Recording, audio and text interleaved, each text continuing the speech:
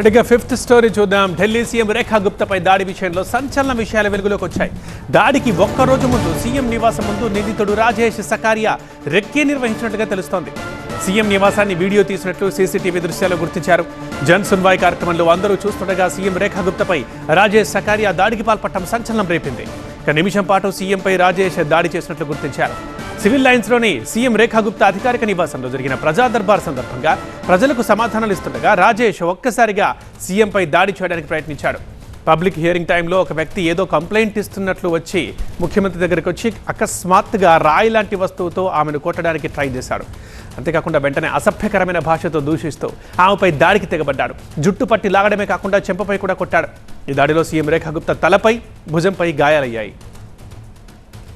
ఈ ఘటన జరిగిన వెంటనే ఉన్న ముఖ్యమంత్రి భద్రతా సిబ్బంది స్థానిక ప్రజలు వెంటనే అక్కడి నుంచి ఆమెను పంపించేశారు. దాడి చేసిన రాజేష్ సకారియాని అదుపులోకి తీసుకున్నారు. ఈ దాడి తర్వాత సీఎం రేఖా గుప్తా భద్రతని కట్టుదిట్టం చేశారు.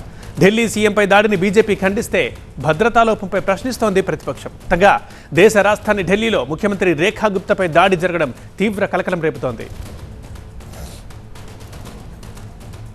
బ్యూరో చీఫ్ గోపి లైవ్లో అందుబాటులో ఉన్నారు. గోపి, మానసిక ఆరోగ్యం బాగాలేదంటున్నారు, కానీ ఒకరోజు ముందు ఎలా రెక్కి నిర్వహిస్తాడు ఆరోగ్యం బాగలేని వాడు? అసలు ఎలా దాడి చేశాడు, ఎలా చేయగలిగాడు?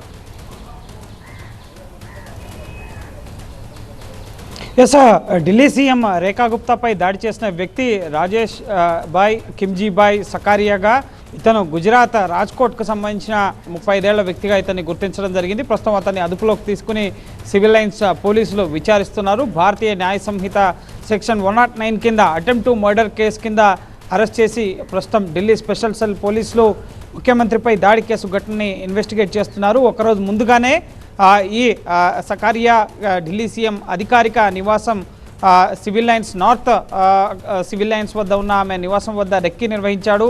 అందులో భాగంగానే ప్రతి బుధవారం కూడా ఇటు సున్వాయి కార్యక్రమాన్ని, ఇటు ఢిల్లీ సీఎం జన్ సున్వాయి కార్యక్రమాన్ని నిర్వహిస్తుంటారు. ఇటు ప్రజావాణి కార్యక్రమంలో భాగంగా ప్రజల నుంచే నేరుగా వారి సమస్యలు, అభ్యర్థనలు ఏమైనా ఉంటే కనుక సీఎం స్వీకరిస్తూ ఉంటారు.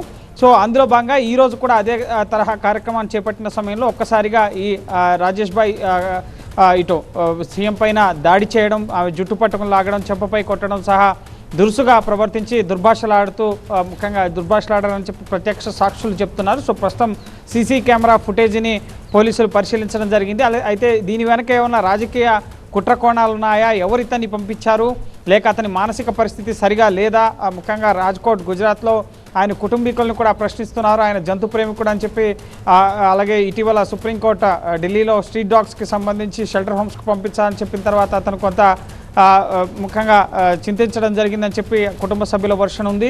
సో ప్రస్తుతం ఇన్వెస్టిగేషన్ జరుగుతోంది ఈ ఘటన వెనుక. అయితే ఇది రాజకీయంగానే కాదు, ముఖ్యంగా ప్రజా భద్రతకు సంబంధించి నేరుగా ఢిల్లీ సీఎం పైన దాడి జరిగింది. ప్రజల భద్రత ఏంటి అని చెప్పి ఇటు కాంగ్రెస్ పార్టీ కానీ, అలాగే శివసేన యూటీపీకి సంబంధించిన నేతలు కానీ ప్రశ్నిస్తున్నారు. దాడిని ఖండించడంతో పాటుగా ముఖ్యమంత్రి గతంలో కేజ్రీవాల్ పైన కూడా ఈ తరహా దాడులు జరిగాయి. అయితే ఢిల్లీలో పోలీసు వ్యవస్థ, భద్రతా వ్యవహారాలన్నీ కూడా కేంద్ర హోంశాఖ పరిధిలో ఉంటాయి. సో ఇది పూర్తిగా కేంద్ర హోంశాఖ వైఫల్యం అని చెప్పి ఇటు కేసీ వేణుగోపాల్ ఈరోజు పార్లమెంట్లో స్పందించడం జరిగింది. గతంలో కూడా పార్లమెంటేరియన్ల గొలుసులను ఇటు చైన్ స్నాచర్లు లాక్కెళ్ళిపోవడం, ఢిల్లీలో మహిళలకు భద్రత లేదని చెప్పి అనేక సార్లు ఆందోళనలు, నిరసన కార్యక్రమాలు ఢిల్లీ వేదికగా జరిగాయి. ఇప్పుడు నేరుగా ఢిల్లీ మహిళా సీఎం పైనే దాడి జరగడం అనేది రాజకీయంగా చర్చనీయాంశంగా మారింది. అలాగే ఈ రాజేష్ భాయ్కి సంబంధించిన ఇన్వెస్టిగేషన్ని ప్రస్తుతం ఢిల్లీ స్పెషల్ సెల్ పోలీసులు కొనసాగిస్తున్నారు. అటెంప్ట్ టు మర్డర్ కేసు అయితే నమోదు చేయడం జరిగింది. రాజకీయ కుట్ర కోణం ఏదైనా ఉందన్న కోణంలోనూ, అలాగే అతని మానసిక పరిస్థితి, లేక ఎందుకు అతని సమస్యలు పరిష్కారం కాకపోవడం వల్ల సీఎం పైన దురుసుగా ప్రవర్తించారా, ఎందుకు ఈ విధంగా వ్యవహరించారని దానికి సంబంధించి ఇన్వెస్టిగేషన్ సాగుతోంది.